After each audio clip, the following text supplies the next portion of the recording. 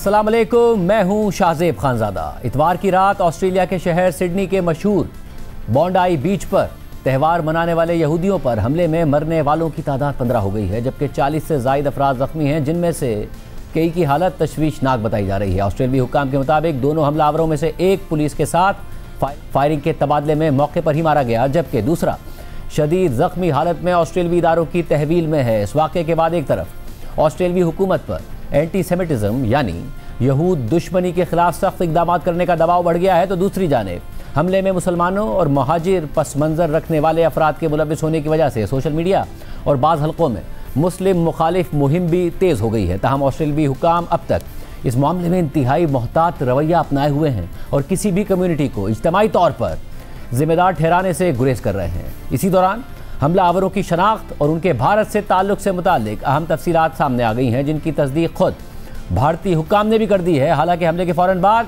भारतीय मीडिया ने बगैर किसी तस्दीक या तहकीक के हमलावरों को पाकिस्तान से जोड़कर मनफी प्रोपेगेंडा शुरू कर दिया था। साथ ही कल ये तफसीलात भी सामने आ गई कि दोनों बाप बेटे ने हमले से पहले फ़िलिपाइन का सफ़र किया था। इस हवाले से BBC की रिपोर्ट के मुताबिक फ़िलिपाइनी हुक्काम ने इस बात की तस्दीक कर दी है कि 50 साला साजिद अकरम ने हाल ही में इंडियन पासपोर्ट पर, जबकि उसके बेटे नवीद अकरम ने ऑस्ट्रेलियाई पासपोर्ट पर फ़िलिपाइन का सफ़र किया था। मंगल को ही एक प्रेस कॉन्फ्रेंस में न्यू साउथ वेल्स के पुलिस कमिश्नर ने दोनों हमलावरों के फ़िलिपाइन के सफ़र की तस्दीक करते हुए बताया था कि इस बात की तहकीकात की जा रही हैं कि इस दौरे का मकसद क्या था और फ़िलिपाइन में उन्होंने किन मकामात का दौरा किया था। फ़िलिपाइनी हुक्काम ने बताया कि दोनों हमलावर 1 नवंबर 2025 को फ़िलिपाइन पहुंचे थे और 28 नवंबर को मुल्क से रवाना हुए थे। ऑस्ट्रेलियाई टीवी ABC न्यूज़ ने इस प्रेस कॉन्फ्रेंस से पहले सिक्योरिटी ज़राए के हवाले से दावा किया था कि साजिद अकरम और नवीद अकरम अस्करी अंदाज की तरबियत लेने के लिए फ़िलिपाइन गए थे। ताहम फ़िलिपाइन की फ़ौज ने कहा है कि वो फौरी तौर पर इन इतलात की तस्दीक नहीं कर सकते कि दोनों हमलावरों ने अस्करी तरबियत हासिल की थी या नहीं। फ़िलिपाइन इमिग्रेशन के तर्जुमान के मुताबिक फ़िलिपाइन जाने के लिए 50 साला साजिद अकरम ने भारतीय पासपोर्ट इस्तेमाल किया था, जबकि उसके 24 साला बेटे नवीद अकरम ने ऑस्ट्रेलिया के पासपोर्ट पर सफ़र किया था और दोनों ने फ़िलिपाइन के जनूबी शहर डवाओ को अपनी हतमी मंजिल बताया था। याद रहे कि ये शहर फ़िलिपाइन के एक जनूबी जजीरे में वाक़ है। इस जजीरे के वस्ती और जनूब मगरबी हिस्सों में इस्लामी शिद्दत पसंदों की मौजूदगी की इतलात आती रही हैं, जबकि कल भारतीय मीडिया पर यह खबरें भी सामने आईं कि ऑस्ट्रेलियाई हुक्काम ने हमलावरों के भारत से मुमकिना ताल्लुक़ की तहकीकात के लिए भारतीय हुक्काम से रब्ता कर लिया है। ताहम ऑस्ट्रेलियाई हुक्काम ताहाल इस मामले में कोई वाज़े मौक़िफ़ नहीं दे रहे हैं, लेकिन आज भारतीय हुक्काम ने खुद ना सिर्फ साजिद अकरम के भारतीय होने की तस्दीक कर दी है, बल्कि उन्होंने मज़ीद तफसीलात भी जारी कर दी हैं।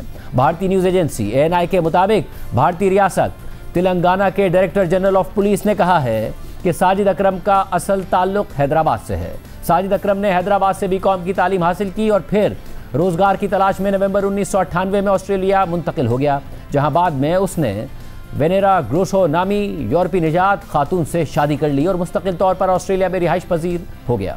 साजिद अकरम का एक बेटा और एक बेटी है। साजिद अकरम इस वक्त भी भारतीय पासपोर्ट रखता है, जबकि उसका बेटा नवीद अकरम और बेटी ऑस्ट्रेलिया में पैदा हुए और वो ऑस्ट्रेलियाई शहरी हैं। तेलंगाना के DG पुलिस ने मजीद कहा कि साजिद अकरम अपने वालिद के इंतकाल के वक्त भी भारत नहीं आया और उसके ख़ानदान के अफराद ने कहा कि उन्हें साजिद अकरम या उनके बेटे के शिद्दत पसंद ख्यालात या सरगर्मियों का कोई इल्म नहीं था और ना ही उन्हें यह मालूम है कि वो किस तरह शिद्दत पसंदी की तरफ गए। तेलंगाना पुलिस मरकज़ी एजेंसियों और दीगर इदारों के साथ ज़रूरत पड़ने पर मुकम्मल ताउन जारी रखेगी और अवाम और मीडिया से अपील करती है कि तस्दीक शुदा हक़ाइक़ के बगैर क़यासराई या इल्ज़ाम तराशी से गुरेज करें। अब भारतीय हुक्काम ने खुद इस बात की तस्दीक कर दी है कि ऑस्ट्रेलिया में होने वाले हमले में मुलव्विस साजिद अकरम का ताल्लुक़ भारत से है और अब भारतीय मीडिया भी यही खबर नशर कर रहा है। ताहम हमले के फ़ौरन बाद इसी भारतीय मीडिया ने बगैर किसी तस्दीक के हमलावरों का ताल्लुक़ पाकिस्तान से जोड़ दिया था और पाकिस्तान के खिलाफ मनफी प्रोपेगेंडा शुरू कर दिया था। सीनियर भारतीय सहाफ़ी और तज्ज़ियाकार राजदीप सरदेसाई ने इस हवाले से एक्स पर पोस्ट करते हुए लिखा कि तेलंगाना के DG पुलिस ने इस बात की तस्दीक कर दी है कि बॉन्डाई बीच हमले में शामिल अफराद में से एक साजिद अकरम भारतीय निजात था और उसका ताल्लुक़ हैदराबाद से था। वो 1998 में ऑस्ट्रेलिया मुंतकिल हुआ था और उस वक्त भी भारतीय पासपोर्ट रखता है और जैसा कि गुज़िश्ता रोज़ बड़े पैमाने पर बताया जा रहा था कि वो पाकिस्तानी था, ये बात दुरुस्त नहीं है। राजदीप सरदेसाई ने मज़ीद लिखा कि यह बात भी याद रखनी चाहिए कि सिडनी में होने वाले इस हौलनाक हमले का किसी के आबाई मुल्क से कोई ताल्लुक़ नहीं है, बल्कि यह सिर्फ दाइश की दहशतगर्दी के आलमी नेटवर्क और असर रसूख को जाहिर करता है। इसके अलावा हमले के हवाले से अहम तफसीलात भी सामने आ रही हैं। हमलावर नवीद अकरम ने हमले से पहले अपनी वालदा से क्या बात की थी? इस हवाले से रॉयटर्स की रिपोर्ट के मुताबिक अब तक ऑस्ट्रेलियाई पुलिस ने दोनों मुश्तबा अफराद के नाम जाहिर नहीं किए हैं, जिनमें से एक पुलिस के साथ फायरिंग के तबादले में मारा गया जबकि दूसरा शदीद जख्मी हुआ। ताहम ऑस्ट्रेलिया के सरकारी मीडिया इदारे ABC समेत दीगर इदारों ने हमलावरों की शनाख्त साजिद अकरम और उसके बेटे नवीद के तौर पर की है। ऑस्ट्रेलियाई पुलिस के मुताबिक इन दोनों ने 6 फायर आर्म और कई देसी साख्ता बॉम्ब जमा कर रखे थे। पुलिस ने यह भी बताया कि साजिद अकरम रजिस्टर्ड असलहे का मालिक था और वो एक गन क्लब का मेंबर भी था। ABC के मुताबिक दोनों हमलावर सिडनी के जनूब मगरबी इलाके में एयरबीएनबी में रह रहे थे।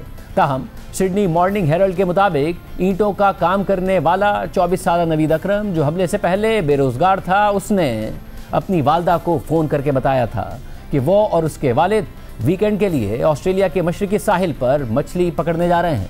ऑस्ट्रेलिया के वज़ीर आज़म एंथनी अल्बनीज़ ने पीर को प्रेस कॉन्फ्रेंस में बताया कि अक्टूबर 2019 में ऑस्ट्रेलिया की खुफिया एजेंसी ने हमलावर बेटे यानी नवीद अकरम के दाइश के एक नाम निहाद दहशतगर्द से मुबैना ताल्लुकात की जांच पड़ताल की थी, लेकिन उस वक्त किसी खतरे के शवाहिद नहीं मिले थे। कानून नाफिज करने वाले ऑस्ट्रेलियाई इदारों के मुताबिक इतवार की शाम दोनों हमलावरों ने बॉन्डाई बीच के करीब एक सिल्वर रंग की गाड़ी में देसी साख्ता बॉम्ब रखे और फिर साहिल की तरफ बढ़ गए। इसी तरह इतवार को होने वाले इस हमले की एक ऐनी शाहिद ने बताया कि कैसे उन्होंने हमला आवर को गाड़ी से उतरते देखा, जिसने उतरने के फौरन बाद ही अपनी गन निकाली और फायरिंग शुरू कर दी। 3 cars back and we're on the Vespa and we pull up and we're stand still next to the perpetrator's car, and for some reason my partner Tommy and I were looking at the perpetrator get out of the back left hand side, and I for a split second felt sorry for him because I thought it was this man getting out of an Uber and I thought he was tripping over and going to pick up crutches, and I just kind of thought, oh poor guy, and then he just picks up just this huge gun and instantly just starts firing. Instantly just picks up first shot. And he's just, there's hundreds of people. That bus stop has hundreds of people there. There's kids, there's families, there's people everywhere. And just start scrambling, and we've driven down the whole promenade. I'm just screaming, right, he has a gun. अहम बात यह है कि हमले के दौरान Shami Muhajir Ahmad ने अपनी जान खतरे में डालकर एक हमलावर साजिद अकरम को दबोचा था और उसकी राइफल छीन ली थी, मगर वो खुद दूसरे हमलावर की फायरिंग से शदीद जख्मी हो गए थे और इस वक्त सिडनी के एक अस्पताल में ज़ेरे इलाज हैं। अहमद की जानिब से अपनी जान दाव पर लगाकर कई अफराद की जानें बचाने के अमल को दुनिया भर में सराहा जा रहा है और ऑस्ट्रेलिया में उन्हें हीरो का दर्जा दिया जा रहा है। ऑस्ट्रेलिया के वज़ीर आज़म एंथनी अल्बनीज़ ने अस्पताल में ज़ख्मी अहमद से मुलाकात की और उनका शुक्रिया अदा किया। Very strong. Thank you very much. Heart is strong. Thank you. Your courage is inspiring. Thank you very much. We are a brave country. Ahmed Al-Ahmed represents the best of our country. We will not allow this country to be divided. That is what the terrorists seek. We will unite. We will embrace each other and we'll get through this. Anthony Albanese ने अहमद से मुलाकात के बाद media से गुफ्तगू करते हुए बताया कि हमलावर दाइश से मुतासिर लगते थे और उनकी गाड़ी से दाइश का झंडा भी बरामद हुआ है। It would appear that there is evidence that this was inspired by a terrorist organisation, by ISIS. Now, some of the evidence which is being procured, including the presence of Islamic State flags in the vehicle that has been seized. We have passed legislation to outlaw hate speech. This is part of our response to anti-Semitism. What terrorists seek to do is to create division, and we can't allow their objective to be successful, and that is why we must come together as a nation. I think overwhelmingly that is the feedback that I get across the board of what people want to see. Programme में आगे बढ़ते हैं। तहरीक-ए-तहफ़्फ़ुज़ आईन पाकिस्तान 20 और 21 दिसंबर को इस्लामाबाद में कौमी conference के लिए तैयारियां कर रही है, जबकि इमरान खान से मुलाकात का PTI का मुतालबा बरकरार है और आज एक बार फिर इमरान खान की बहनों ने मुलाकात न होने की सूरत में अडियाला जेल के करीब धरना देने का ऐलान कर दिया था और धरना जारी है। इमरान खान की बहन अलीमा खान ने मीडिया से बात करते हुए कहा कि हम कानून नहीं तोड़ रहे, बल्कि जो कर रही है हुकूमत खुद कर रही है, जबकि नौरीन खान ने कहा कि हम दहशतगर्द नहीं हैं, मुलाकात हमारा हक है। हुकूमत का कहना है कि इमरान खान से मुलाकात करने वाले अफराद बाहर आकर सियासी गुफ्तगू करते हैं, जिसकी वजह से मुलाकातों पर पाबंदी लगाई गई है। ताहम इस पर PTI के सेक्रेटरी जनरल सलमान अकरम राजा ने आज कहा है कि जेल से बाहर आकर सियासी गुफ्तगू करना कानून के खिलाफ नहीं है। बहनों की मुलाकात के बाद बाहर आकर सियासी पैगाम देना, जेल मैनुअल की खिलाफ वर्जी और सियासी पैगाम रसानी जो है वो खिलाफ कानून नहीं है। नहीं है। देखें, किसी आइन में, हमारे किसी कानून में ये नहीं लिखा। 1978 में एक रूल बनाया था, जेल मैनुअल के अंदर प्रिजन रूल में एक इजाफा किया था। ये ज़ियाउल हक का करदा इजाफा था जो मार्शल लॉ के दौर में हुआ। इसको इस्लामाबाद हाई कोर्ट ने बुनियादी हुकूक के मुनाफी करार दिया, उसको तल्फ किया, उसको कहा कि इसका कोई वजूद नहीं है। बाद में जो ये बेंच बने 26वीं आईनी तरमीम के बाद, उन्होंने रूल को बहाल कर दिया है, लेकिन एक तकनीकी बुनियाद पर। ये कैसे आप एक शख्स को कह सकते हैं कि तुम क्या बात करोगे, क्या बात नहीं करोगे? पूरी दुनिया का मुत्तफ़िक़ा फैसला है कि जब आप किसी को कैद करते हैं तो कैद के अपने कुछ लवाजमात हैं, लेकिन उनमें यह शामिल नहीं है कि आप उसका जहन छीन लें, उसकी ज़ुबान छीन लें। उससे जो कोई है उससे अपनी मर्जी की गुफ्तगू कर सकता है और उससे मिलने वाला बाहर आके बता सकता है कि उसकी सोच क्या है, वो क्या कह रहा है। दूसरी तरफ तहरीक इंसाफ, तहरीक तहफ़्फ़ुज़ आईन पाकिस्तान के साथ मिलकर 20 और 21 दिसंबर को अपोजिशन जमातों की एक कॉन्फ्रेंस बुलाने का ऐलान कर चुकी है, जिसके लिए आज असद कैसर की सरबराही में एक वफ्द ने कौमी वतन पार्टी के सरबराह आफ्ताब अहमद शेरपाव और जमात इस्लामी के रहनुमा लियाकत बलोच से मुलाकात की है। आफ्ताब अहमद शेरपाव से मुलाकात के बाद मीडिया से बात करते हुए असद कैसर ने कहा कि हमारी तहरीक का मकसद है कि 1973 का आइन असल शक्ल में बहाल किया जाए। 20-21 को हमारे कॉन्फ्रेंस यहाँ इस्लामाबाद में हम मुतालबा करते हैं कि जो भी इस मुल्क का 1973 आइन को वापस असली शिकल में जो है ना उसको बहाल किया जाए। 18 अमेंडमेंट जो सोचा जा रहा है, जो बात हो रही है, शायद उसके ऊपर जो है ना इनकी नज़र पड़ी हुई है और ख़ासकर NFC अवार्ड के मामले में भी चिमिंगोइया हो रही है, बल्कि वज़रा उसके ऊपर बात कर रहे हैं और साथ साथ सुबह जो नए सूबों की बात हो रही है। तो ये इतने सेंसिटिव इशूज़ हैं कि जब तक इस पर तमाम कौम की तमाम स्टेक होल्डर का इत्तेफाक न हो, तमाम खाइयाँ मुत्तफिक न हो, उस वक्त तक जो ना कोई फैसला इस मुल्क के मफाद में नहीं है। हम तमाम जितनी भी अपोजिशन पार्टियाँ हैं, सिविल सोसाइटी है, वकला बरादरी है या मीडिया से ताल्लुक़ रखने वाले लोग हैं, सबको इंशाअल्लाह दावत देंगे। जबकि तहरीक तहफ़्फ़ुज़ आईन पाकिस्तान के नायब सदर मुस्तफ़ा नवाज़ खोकर ने कहा कि हमने इस कॉन्फ्रेंस के लिए खैबर पख्तूनख्वा हाउस का मकाम तय किया है। उम्मीद करते हैं कि हुकूमत वफाक और सूबे के दरमियान तवाज़ुन ख़राब करने के लिए कोई कदम नहीं उठाएगी। इस कॉन्फ्रेंस के लिए वेन्यू रखा है इस दफ़ा, वो खैबर पख्तूनख्वा हाउस है। उम्मीद करते हैं कि हुकूमत वफाक और प्रोविंसेस के दरमियान जो एक डेलिकेट बैलेंस है उसको ख़राब करने के लिए कोई इक़दाम नहीं उठाएगी। हम यही तवक्को रखते हैं और एक पॉजिटिव सेंस में अपनी कॉन्फ्रेंस को लेकर आगे बढ़ेंगे। लेकिन अगर हुकूमत ने कुछ किया तो एक गैर जमहूरी चेहरा उनका वो और गैर जमहूरी फेल के ज़रिए वो दोबारा कौम के सामने अपने आप को एम्बैरेस ही करेंगे। हम इसके ऊपर क्या कह सकते हैं। बात करेंगे, हमारे साथ मौजूद हैं तहरीक तहफ़्फ़ुज़ आईन पाकिस्तान के नायब सदर मुस्तफ़ा नवाज़ खोकर साहब। खोकर साहब, बहुत शुक्रिया हमें ज्वाइन करने के लिए। खोकर साहब, ज़ाहिर आप एक अपोजिशन इत्तेहाद बनाने की कोशिश कर रहे हैं, दीगर जमातों को मिलाने की कोशिश कर रहे हैं और उसके लिए कॉन्फ्रेंस भी करने जा रहे हैं, मगर आपका पहला टास्क ये नहीं है कि आप तहरीक इंसाफ को तो मुत्तहिद कर दें, दूसरों का इत्तेहाद बनाने से पहले ये आपस में लड़ रहे हैं। जब बार के इलेक्शन हुए उसमें आपस में लड़े, काजी अनवर साहब मुस्ताफ़ी हो गए कहते हुए कि मुझे पार्टी ने हरवा दिया है। फिर एक नई सियासी कमेटी बनती है तो पार्टी के लोग कह रहे हैं कि जी हमें क्यों निकाल दिया कमेटी से। पहले पार्टी को आप मुत्तहिद करना टास्क है या पार्टी के लिए दूसरों को मुत्तहिद करना आपका टास्क है? जी शुक्रिया शाहजेब।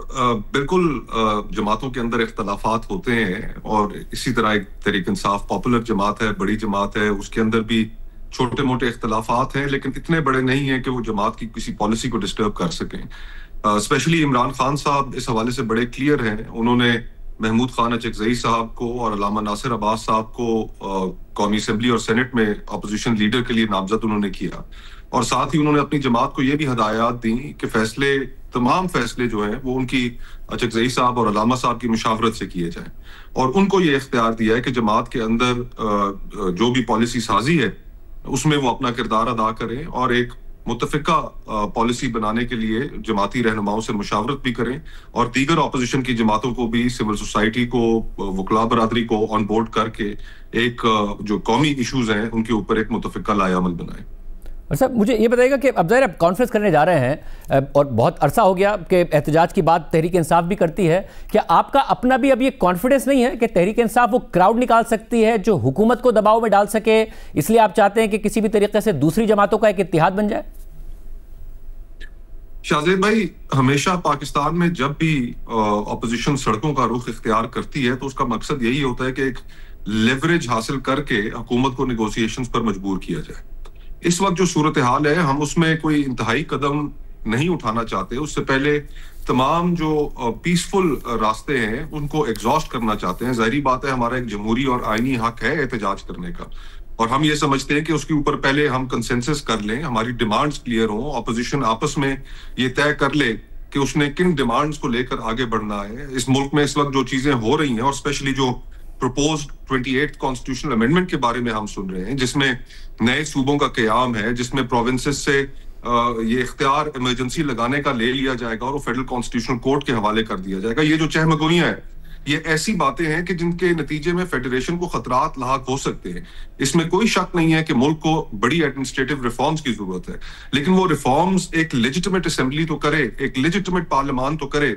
एक गैर नुमाइंदा हुकूमत जो एक कॉन्ट्रोवर्शियल इलेक्शंस के जरिए वजूद में आई हो, फिर उसके बाद उसको आइन में तरमीम करने की अक्सरियत सुप्रीम कोर्ट ने प्लेट में रख कर दी हो मखसूस नशिस्तों के फैसले के जरिए, तो जब वो इतने हसास मौजुआत को छेड़ेंगे तो जाहिर बात है उसके ऊपर फिर जज्बात भड़केंगे।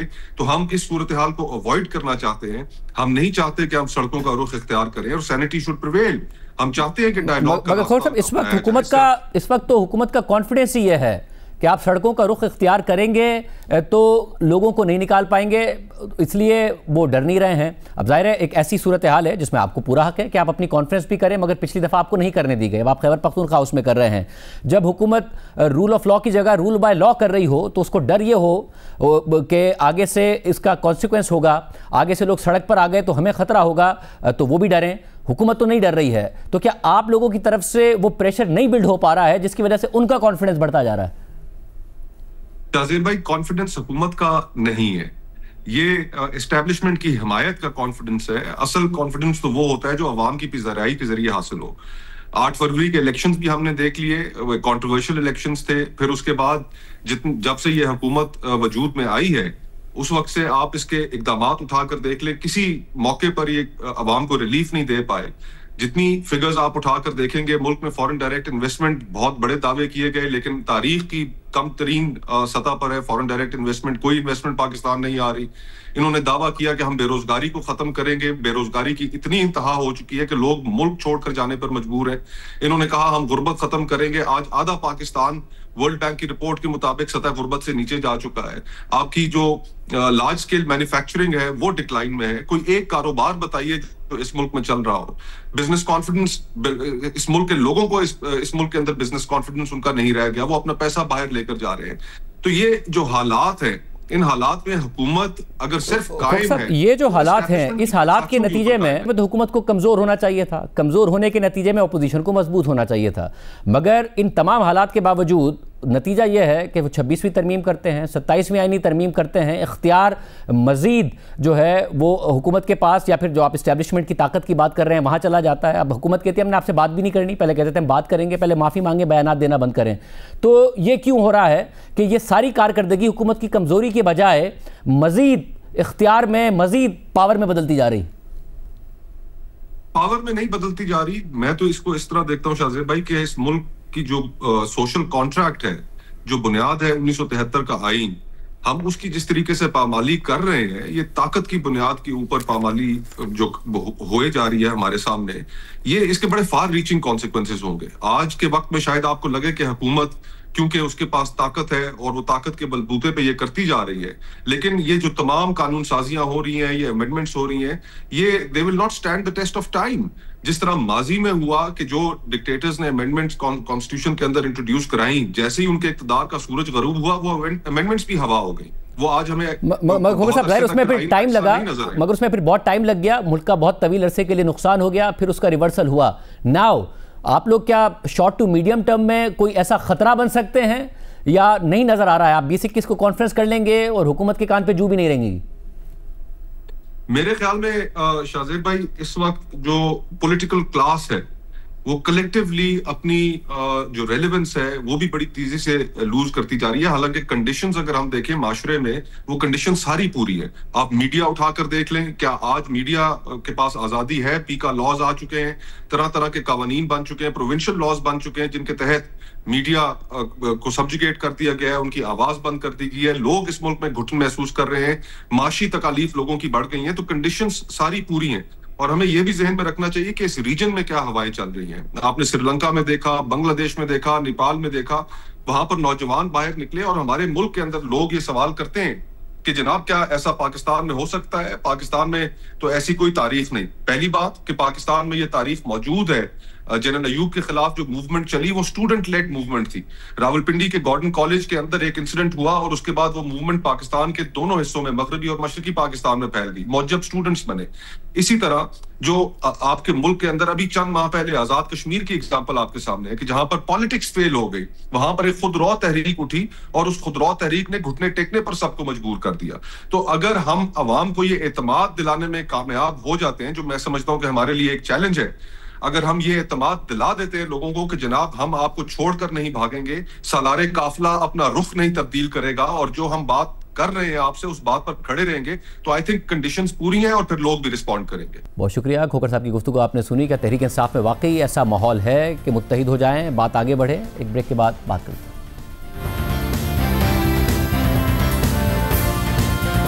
मामला किस तरफ जा रहे हैं? हमारे साथ रुकने कौमी असम्बली शेर अब्दुल मरवत साहब मौजूद है। मरवत साहब बहुत शुक्रिया हमें शो में ज्वाइन करने के लिए। मरवत साहब जो भी आपके पीटीआई के साथ ताल्लुकात हैं, बहरहाल बैरिस्टर गौहर खान साहब के साथ आप नज़र आते हैं, वो मीडिया से बात कर रहे होते हैं। इस वक्त आपको ये सूरत हाल लग रही है 20-21 को तहरीक तहफ़्फ़ुज़ आईन पाकिस्तान का जो है वो कॉन्फ्रेंस होगी, उसके बाद वो ये कह रहे हैं कि हम नहीं चाहते कि सड़कों पर आएँ, बट जो कोहाट जलसा था उसमें बहरहाल कहा गया कि ये नौबत आ जाएगी कि हमें डी चौक हम आएंगे। आपको वो मामला नज़र आ रहा है कि तहरीक इंसाफ एक या फिर तहरीक तहफ़्फ़ुज़ आईन पाकिस्तान के प्लेटफॉर्म से क्राउड पुल होकर हुकूमत पर प्रेशर डाला जा सके? शुक्रिया शाहजेब। मेरी ज़ाती राय ये है कि गुज़िश्ता 10-15 अयाम के अंदर जो केपी में डेवलपमेंट्स हुई है उससे 2-3 चीज़ें आया हैं। एक तो आपको याद होगा कि खान साहब जो अफ़गान पॉलिसी थी और अली अमीन ख़ान के दौर में अफ़गानों को केपी से बिल्कुल निकालने की किसी कार्रवाई की इजाज़त नहीं दी गई, वो अब गुज़िश्ता 5-6 अयाम में तकरीबन 90% अफ़गानों को केपी से निकाल के सरहदी इलाकों के ज़रिए अफ़गानिस्तान धकेल दिया गया है। दूसरी तरफ आपको याद होगा खान की पॉलिसी थी कि ऑपरेशन की इजाज़त न दें, और अब केपी काबीना ने खैबर पख्तूनख्वा में सीएम के अपने हल्के में ऑपरेशन की इजाज़त दे दी है और अखराजात केपी हुकूमत उठाएगी। मैं ये समझता हूँ कि खैबर पख्तूनख्वा की हुकूमत गवर्नर राज की धमकी को समझ गई है और आहिस्ता आहिस्ता जो है वो वफाक को जो है उनके मुतालबे जो हैं वो उनको पजीराई दे रहे हैं। खान ने आज तक कोई पॉलिसी शिफ्ट अनाउंस नहीं की है, न खान के जो ट्वीट्स हैं और न बेनों ने। ये लगता ये है कि बेनों ने भी और सलमान अकबर राजा और केपी हुकूमत ने मिल के ये पॉलिसी शिफ्ट की है, क्योंकि खान को इसकी बनक भी पढ़ने नहीं दी गई है कि केपी में 3 मेजर चेंजेस आए हैं। बाकी कोहाट जलसे में जो इन्होंने डी चौक की बातें की हैं, मैं पूरे वसूख से कहता हूं कि जनवरी और दिसंबर तो सर्दी का बहाना चलेगा, फरवरी सर्दी के अख्तिताम की तरफ होगा, मार्च 25 के बाद ये कोई लंबी तारीख देंगे और इस दौरान जो है कोशिश होगी कि कहीं हैदराबाद में या मुल्तान में जलसा कर सके। मुझे कोई भी अमली तौर पे पीटीआई के लोगों का इस्लामाबाद की तरफ मार्च होता हुआ नजर नहीं आ रहा है। मगर साहब आपने जो ताउन की फिर बात की, अगर वफाक के साथ ताउन खैबर पख्तूनख्वा हुकूमत का बढ़ गया है तो फिर कहीं ना कहीं यहाँ से एक रास्ता निकाल सकते हैं सीएम आफरीदी कि जिसमें तहरीक इंसाफ पर जो मुश्किलात हैं वो कम हो जाएं, ये जो आप ताउन की बात कर रहे हैं उसके बाद? देखिए फिल वक्त तो उनको अपनी बचाव की पड़ गई है। जहाँ तक ये गुर अभी शायद उन्होंने नहीं सीखा है कि इन ताल्लुकात के बढ़ावे का फ़ायदा कोई खान को भी मिल जाए, जिस तरह साबिका वज़ीर आला के दौर में हुआ करता था। असल बात यह है कि पार्टी जो है खैबर पख्तूनख्वा में वाज़े तौर पे आपने देखा होगा ताज़ा तरीन जो काजी अनवर साहब का इस्तीफ़ा आया है उसने सिरे से पार्टी ही छोड़ दी है। वजह इसकी ये है कि बुशरा बीबी को उसने बैन बनाया हुआ था, ये साबिका सेनेटर है, सुप्रीम कोर्ट बार के सदर रहे हैं, खान की इंतहाई मोतमिद साथी थे, लेकिन उन्होंने गिड़गिड़ा के कहा है कि मुझे अली खानम और सलमान अकबर राजा ने जो हैं उन हमारे वोटरों को कहा है कि इनको वोट नहीं देना है, और उसने कहा मेरी बड़ी तजलील हुई है। तो लिहाजा ये वाज़े हैं कि अब हुकूमत जो है बजाय इसके कि इसमें सिफारिश बुशरा भी की थी, लेकिन बाहर होने का फ़ायदा उठाते हुए अब मेरा ख्याल है कि पार्टी जो है अमली तौर पे अलीमा खानम के गोद में बैठ गई है। साहब अगर फिर अलीमा खान साहिबा एफर्ट तो कर रही है ना, भाई से मिलने की भी कोशिश करती हैं, धरना भी देती हैं, किसी ना किसी तरीके से इस मामले को उठाकर रखती हैं, तो अगर उनके पास ज़्यादा इख्तियार है तो ये पार्टी के लिए अच्छा या पार्टी के लिए बुरा? देखिए, ये काजी अनवर साहब को जो दुत्कारा गया है, इसकी वजह यह है कि वो और जो हमारी सेनेटर हैं मिशाल यूसुफजई, ये दोनों बुशरा बीबी के करीब तरीन शख्सियात हैं। मिशाल यूसुफजई जो हैं उसके हवाले से यूनिवर्सिटी में जाने का जो पार्लियामेंटेरियन गए और जिन पे फिर फ़ौरन गद्दारी के फतवे सादिर कर दिए गए, क्योंकि उसमें मिशाल यूसुफजई का नाम था, गर्चे वो गई नहीं थी, लेकिन फतवे जो हैं मीर जाफ़र, मीर सादिक को, सन अउला मस्ती खेल, उमेर नियाजी और आदिल बाज़े को मिल गए हैं। मैं ये अर्ज करूं, ये जो भी पॉलिटिकल कमेटी बनाई है, मतलब तस्वीर तो बहरहाल आई थी, मगर वो कहती है कि वो नहीं गई थी, कर रहे हैं। नहीं, वो नहीं गई थी, वो नहीं गई थी, ये मुझे कंफर्म है। लेकिन बेसिकली शिकायत मिशाल की लगानी थी, लपेड़े में जो हैं वो आ गए मस्ती खेल साहब और बाज़ई साहब। मैं आपको एक अर्ज कर रहा हूँ कि पाकिस्तान तहरीकी इंसाफ जो है उसमें अभी जो पॉलिटिकल कमेटी बनी है और जिन लोगों को लाया गया है, अब ये बिल्कुल नोटिफाइड इजारादारी इस पे कायम हो गई है। आप यकीन करें, मैं पहले भी ये बातें करता था कि जो भी खान का मोतमिद हैं, जिसको खान ज़्यादा चाहता है, जिस तरह काजी अनवर साहब थे, एक वक्त में मैं खान की बड़ी गुर्बत का जो है यानी रखता था। आप एक एक करके वो तमाम लोग जिनसे अंदेशा हो कि कहीं जाके कोई खान को सच ना बता दे, और ये जो जितनी बातें मैंने की है, मैं हल्फ पे कहता हूँ कि खान के फरिश्तों को इल्म नहीं है कि केपी में जनाब ऑपरेशन भी शुरू हो गया, बाजावड़ में एक ऑपरेशन हुआ था, उसमें कंपनसेशन भी दी गई, लेकिन अगर इतना उस वक्त के लिए अगर इतना कोऑपरेट कर रहे हैं आफरीदी, तो फिर उन्हें मिलने क्यों नहीं दिया जा रहा है? गंडापुर साहब को तो मिलने दे दिया जाता था इमरान खान साहब से, वो इतनी दफ़ा आते हैं, खड़े होते हैं, उन्हें मिलने नहीं दिया जाता, तो फिर इसकी क्या वजह है अगर वो इतना ताउन कर रहे हैं? देखिए, ये जो ताउन हुआ है, मेरा ख्याल है कि सुहेल अफरीदी से ज़्यादा उन लोगों की कारस्तानी है जो एस्टेब्लिशमेंट के साथ पीटीआई की जानिब से, केपी की पीटीआई की जानिब से राब्ते में थे, और उनकी ये कोशिश थी कि कहीं गवर्नर राज जो हैं वो सचमुच में न लगा दिया जाए। तो ये पॉलिसी शिफ्ट हुआ है। और सुहेल अफरीदी का जहाँ तक ताल्लुक़ है, ज़ाती तौर पर वो शख्स जो हैं मेरी इतलात के मुताबिक न इनके साथ अभी तक मिला है और मुलाकात से भी इनकार किया है, और उसकी यही रविश जो है वो पसंद नहीं की जा रही है। किन के साथ नहीं मिला है? एस्टेब्लिशमेंट के लोगों के साथ। मगर फिर ये जो आप ये कह रहे हैं कि सिर्फ जो गवर्नर राज था उसकी जो धमकी थी वो काम कर गई है, जिसकी वजह से ये सब हो रहा है, अदरवाइज ज़ाती तौर पर ऐसा नहीं है कि जो सुहेल आफरीदी उनकी कोई मुलाकात हुई हो या वो चाह रहे हों या उन्होंने बाकायदा तौर पर बाय स्ट्रैटेजी ये कोऑपरेशन शुरू किया हो? देखिए, मैं ये अर्ज कर रहा हूँ ना कि ये कोऑपरेशन भी तो सुहेल अफरीदी साहब की है ना, लेकिन ये शायद उसकी ख्वाहिश हो या ना हो, लेकिन उन लोगों की ख्वाहिश ज़रूर थी जो इनको मशवरे देते हैं या पीटीआई के मफादात की निगरानी केपी में कर रहे हैं। बहुत शुक्रिया शेरफजल मरवत साहब की गुफ्तगू आपने सुनी। हमने साहब के भी मुतादिद रहनुमाओं को प्रोग्राम में आने की दावत दी है, लेकिन वो नहीं आए। एक और अहम डेवलपमेंट हुई है कच्चे के इलाके में, क्या हुआ आपके सामने तफसीलात रखेंगे एक ब्रेक के बाद। सिंध और पंजाब का कच्चे का इलाका दोनों सूबों की पुलिस के लिए एक अरसे से बहुत बड़ा चैलेंज बना हुआ है।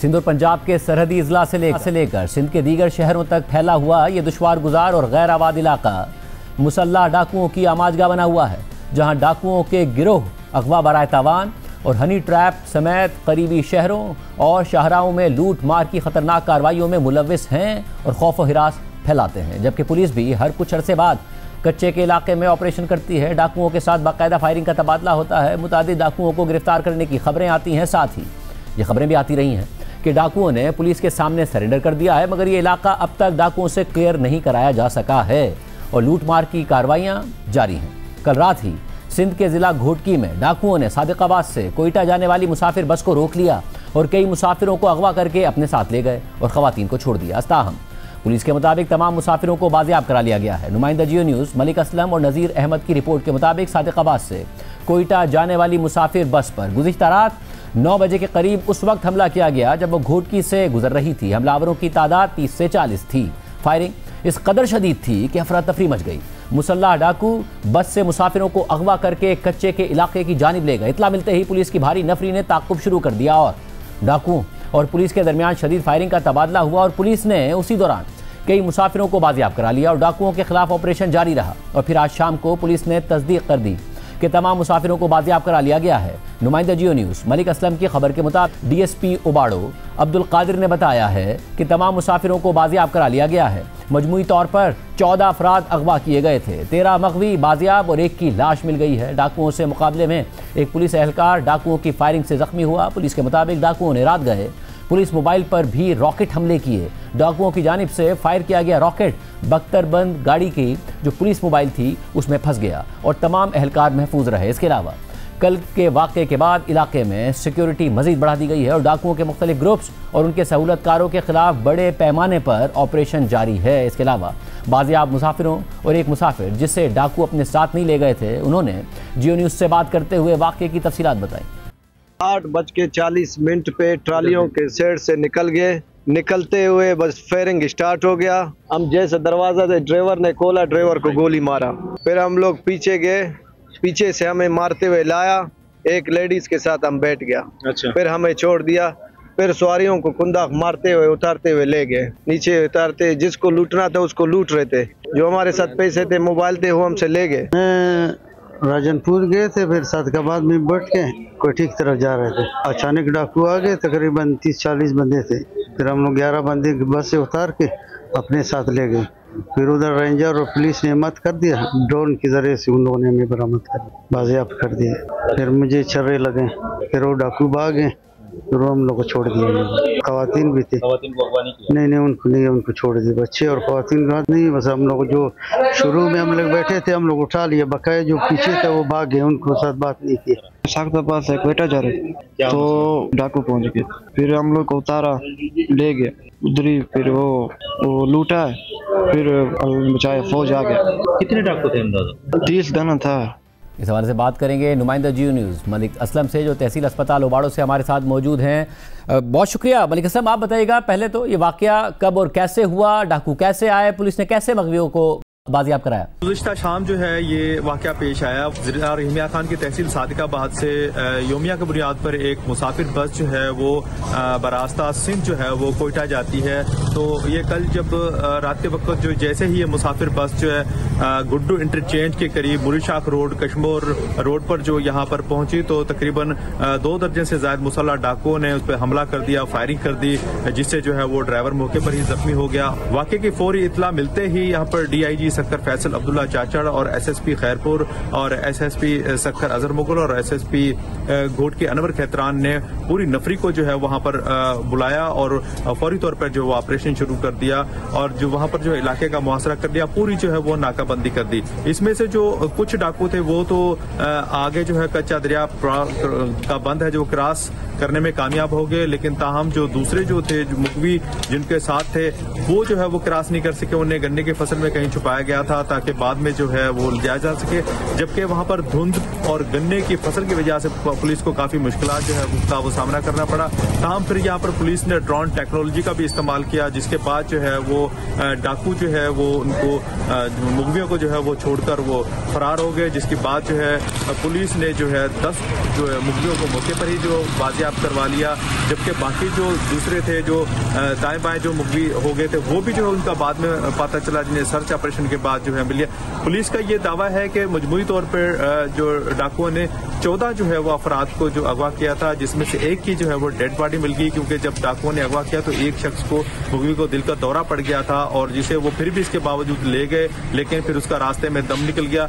बाद में सर्च ऑपरेशन में उसकी डेड बॉडी वहां पर मिली। मजमूई तौर पर 14 थे, 14 के 14 जो है पुलिस के जो DSP हाफिज अब्दुल कादिर उबाड़ो जो है, उनका ये दावा है कि उन्होंने सारे बाजियाब करा लिया, जबकि कंडक्टर का ये कहना था कि 18 से 19 अफराद को अगवा किया गया, क्योंकि इसमें कुछ मुसाफिर ऐसे भी सवार थे जो कि टिकट नहीं थी, जिनके जो कि लोकल थे, जिनका वो मुकम्मल पता नहीं चल रहा था कि कितने लोग अगवा किए गए। ताहम इस मुकाबले में एक पुलिस एहलकार जो है वो जख्मी भी हुआ है, जिसे शेख ज़ियाद हॉस्पिटल रहीम यार खान मुंतकिल किया गया है, जबकि डाकुओं ने रॉकेट लॉन्चर का भी इस्तेमाल किया। रॉकेट फायर से जो है वो बख्तर बंद जो है वो होने की वजह से मोबाइल वो रॉकेट जो है उसमें फंस गया, वो भी जो बड़ी नुकसान हो सकता था, लेकिन वो महफूज रहे। ताहम ये जो वाकया देखने में आया, इसमें पहली बार पुलिस ने बर वक्त और इतना रिस्पॉन्ड किया तौर पर जो वो मुखबिर बाजियाब करवा ली। मगर इन इलाकों में डाकू पहले भी कार्रवाइयां करते रहे, पुलिस ऑपरेशन भी करती रही है, इसकी खबरें आती रही है, इसके बावजूद ये इलाका क्लियर क्यों नहीं हो पा रहा है? शाहजेब, ये डाकुओं की कार्रवाइयों से जो है यहाँ पर लोगों का अरसा हयात यहाँ तंग हो गया है।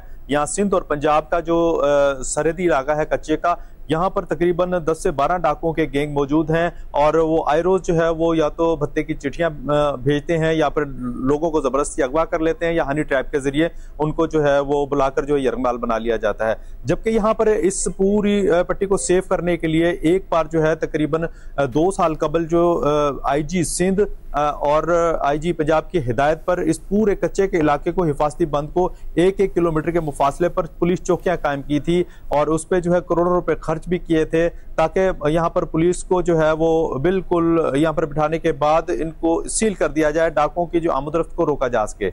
लेकिन चूंकि 2 से 3 ऐसे बड़े वाकयात हुए जिसमें डाकुओं ने जो है पुलिस चौकियों पे हमला करके 5-5 या 6-6 पुलिस एहलकारों को शहीद कर दिया, उसके बाद तमाम सारी जो पुलिस पिकटें हैं वो इस वक्त खाली हैं। जो चौकियां बनाई थी, करोड़ों रुपया खर्च किया था, वो बिल्कुल चौकियां सारी की सारी खाली हैं, क्योंकि उसकी एक ये वजह थी कि वहां पर डाकू 20 से 25 की तादाद में आकर हमला करते थे, जबकि आगे चौकियों पर जो मौजूद थे पुलिस एहलकार, उनकी तादाद 5 से 7 थी, तो मुकाबला जो है वो नामुमकिन होता था। और तकरीबन 3 से 4 चौकियों पर डाकुओं ने ऐसे हमले किए जिससे 5-5, 6-6 पुलिस एहलकार शहीद हो गए, जिसके बाद जो है वो वाइंड अप कर दिया, और जो चौकियां जो है वो खाली हैं, जिसकी वजह से डाकुओं की आमदरफ्त अब इजीली है। इस वजह से ये वारदातें जो है ये बढ़ रही हैं, और उस वाकयात इसके सामने आ रहे हैं।